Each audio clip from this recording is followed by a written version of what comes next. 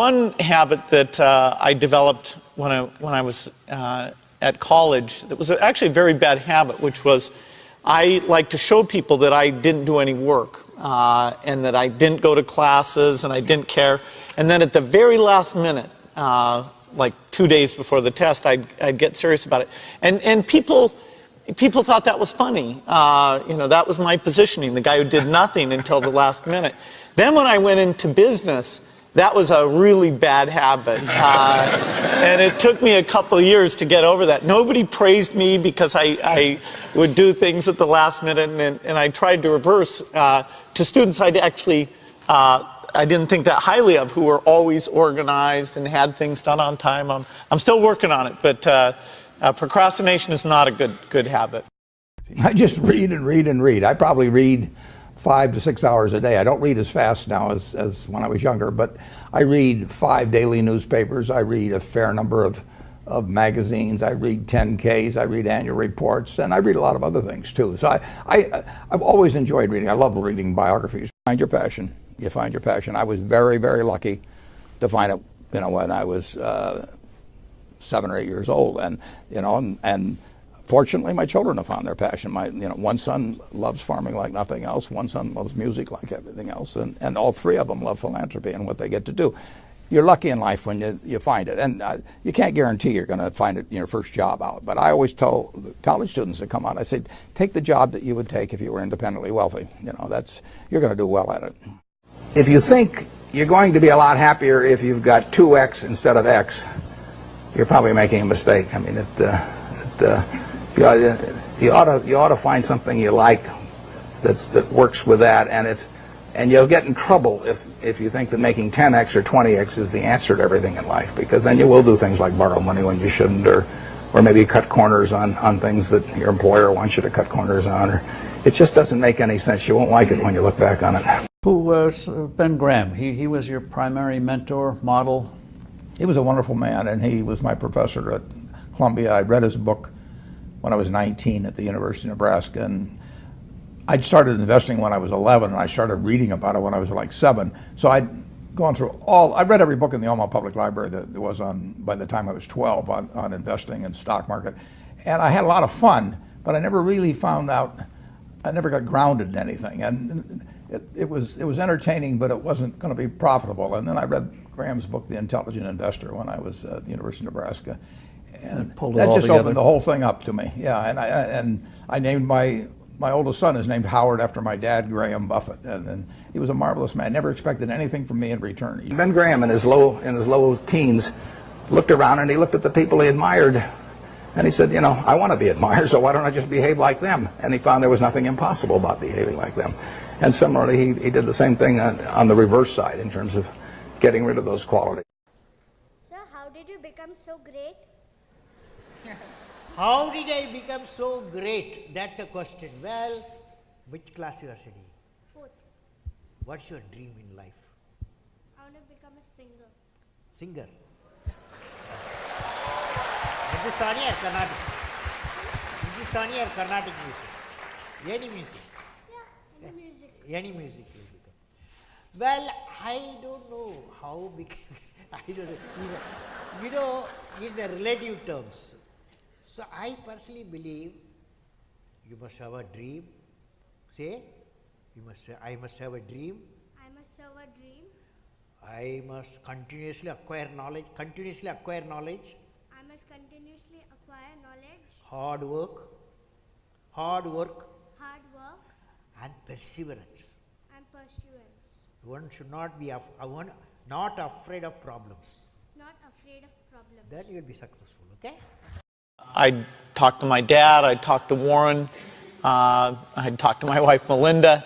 So I have enough people that know me and actually know where my judgment isn't its strongest, where I might get overexcited about something or, you know, forget to think about something. And so they're good at correcting, particularly Melinda, good at correcting whatever those blind spots are. And I think it's good to encourage your friends and advisors to really give them that license. You know, I can go to a party and forget to say hello to various people or something. That's a very minor example of my blind spots. Not to the hostess. Well, Melinda would help me do that. Yeah, she would, so, yeah. So, you know, a small number of people that you can turn to on certain key things is a great asset. I never thought that I would be standing here talking to you like this. Because last year, Alibaba had an IPO. It was a great IPO. And people said, you are so smart. How could you make a company like that? But before the IPO, a lot of people said Alibaba is a terrible model. With a problem here and there, the founder is terrible. Yes, that's right. I'm a 100% made in China. I learned my English by myself, and I tried to teach myself how to programming on computer. I still don't know how it works. But that is not important. Like all of you here, we all have expectation for the future. We all worry about the future. I did not have a rich father, not from well-educated. I said I tried 3 times for university, all failed. For the last time, I went to the teachers' college, which was considered the 3rd or 4th class of my city. But I think that is the best university I've ever had, better than Harvard and Wharton. I applied for Harvard for 10 times. All failed. They don't even want to see me. Terrible. And I think that is a normal life, right? And I believe that it was so difficult at that time. I was so frustrated because I taught in the university. My pay was $10 a month.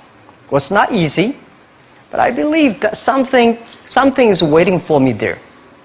And I have to work hard to prove myself. So that was the tough experience. And I never thought I was smart.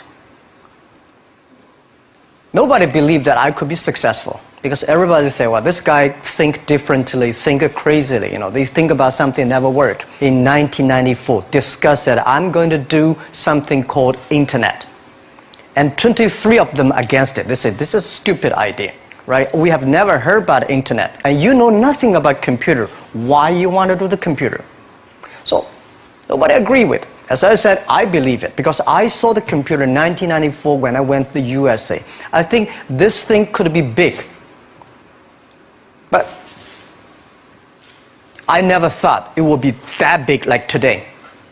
Honestly, people say you're smart, you have a big vision. 1994, since you saw the internet, that was not true. I just want to find a job because I could not find a good job, so I do myself. So that is the history. That's the thing. And now after 16 years, we have we have an Alibaba group, we have a Tmall group, we have a Taobao group, we have an Alipay. And people say, how you make it? Why this make it? Why people cannot find opportunities, you can find opportunities. And I think people, same here today. Jack, where's the opportunity? I don't have a job. I don't have this. I don't have that. I remember 20 years ago, I hated Bill Gates. I say, he took all the job, He's such a great. And Larry Page, Bill Gates, and every success people, they did it good. And why I didn't have this chance? The same question like you. And later I calmed down myself. And luckily, I win. I tell you, I'm lucky to know a lot of famous people. Bill Gates, Warren Buffett, Jack Welch, Larry Page, Mark Zuckerberg. I know all of them. I would like to share with you that those people, the difference between those people and other people, they are always optimistic for the future. They never complain. They always try to solve the problems of the others. And I think, where is the opportunity? The opportunity always lies in the place where people complain. Some people sit there complain. You think, if I can solve that complaint, that's the opportunity. That's what I did. And I think 1994, 1995, so many people in China want to sell things abroad. But there's no place, because the big business can go to the trade fair, Las Vegas fair and Germany fair. Small business, they don't have opportunity.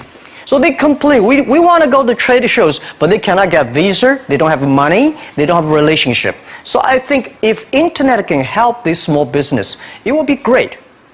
But nobody would believe it. Why internet can help? I said, if something everybody believe it, everybody love it, forget about it. That's not your opportunity. Because when everybody agrees, why this opportunity should be yours? Because a lot of people don't agree with it. And you think this is good. Think carefully and find a group of people working together. And making sure the people working with you together believe the dreams. Whether investors believe in this or not, whether your friends believe it or not, whether your parents believe it or not, that's not important. You believe it. Your team believe it. And work day and night on this. That's how the things happens. Right. My investor did not after 10 years they invested us. They still don't know what I'm doing. Honestly, people say, "Wow, Jack, you have so many great investors." Yeah, they are great because they believe Jack Ma can do something. But what exactly he's doing, they probably don't understand. But we have to know. We know the only thing I tell you guys, for the first 3 years, we do not have even $1 revenue from our business. But why it keeps us going ahead, going forward? Because I received lots of email of thanks from the customer. They say, "This is such a great thing. If you can keep on doing that, we cannot pay you, but this thing helped us. If you keep on helping us, one day you will be successful." And I believe this. And I want people here to let you know that we are at the best time of this century. The first technology revolution, the steam, the water, right, in the UK, very successful after 50 years. The second technology revolution is called energy revolution, electricity. After 50 years, electricity was founded, business booming. Internet has only for 20 years. The next 30 years is the best time for us, for our young people. We are all lucky. We are only like 20, 30 years old. The next 30 years, the best time. The last 20 years is the time I call information technology. That's the IT. IT is to make the big company getting bigger and stronger. And IT is to make yourself stronger. IT is trying to get something for you. But now we are entering into the new period, which I call the data technology. The data technology is totally opposite of IT. IT is I have, you don't have. DT is you have it, I don't have it. I don't have to have it. DT is about sharing. DT is about taking responsibility. DT is about the passion for the future. So we are coming into the next 30 years of data technology period, which your parents may not like it, which your friends may not like it. But if you believe the next 30 years is the wonderful period for us, and by the way, at the DT period, everybody is the same, because we are start from the same line. Nobody is the expert of DT. There are a lot of experts of IT. They may be in trouble. So what I would say, the best assets you have is that you are young. Don't complain. Let the other people complain. Those people complain, those people who fail. And do not always say, "Well, I don't have." Think about how you can make things different. Use your own brain to think. When I sit next to Bill Gates, I think I'm a genius. When I speak Chinese, he cannot speak. When I speak English, well, we both, it's not bad. We all have to think opposite. When everybody agree, wait 1 minute, think about it. Is that right? Is there an opportunity? When everybody against it, just wait for 1 minute, think about it. So 25 years old, don't worry. Any mistake, is an income, is a wonderful revenue for you. So I told myself and told my young people, before 20 years old, be a good student. When you do entrepreneur, just learn some experience. Before 30 years old, follow somebody. Go to a small company. Normally in a big company, it is good to learn processing. You are a part of a big machine. But when you go to a small company, you learn the passion, you learn the dreams. You learn how to do a lot of things at one time. So before 30 years old, it's not which company you go, it's which boss you follow. It's very important. A good boss teaches you differently.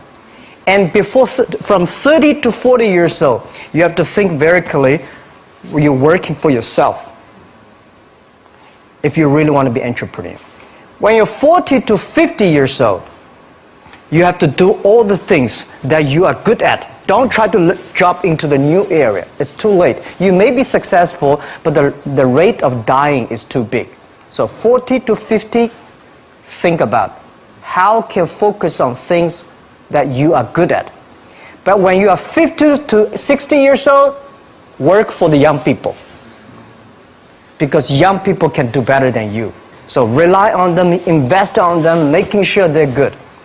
So when you are over 60 years old, spend time for yourself. On the beach, sunshine, right? It's too late for you to change normally. But this is my advice to the young people. 25 years old, make enough mistakes.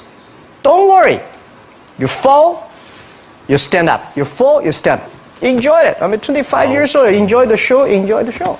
One of the things you say is that the poor pay their bills first, the rich pay themselves first. That's a really tough one, but it makes people kind of crazy. Yeah.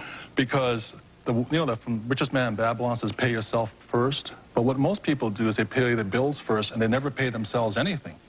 And that's a discipline I had to get into, was I always pay myself first, even when I had no money. And when I have all these bill collectors calling me, I use them as inspiration. You know what I mean? Really? Oh, when they're hounding, the government's hounding you, bill collectors calling, because I've been broke, so I can understand what it feels like to be broke.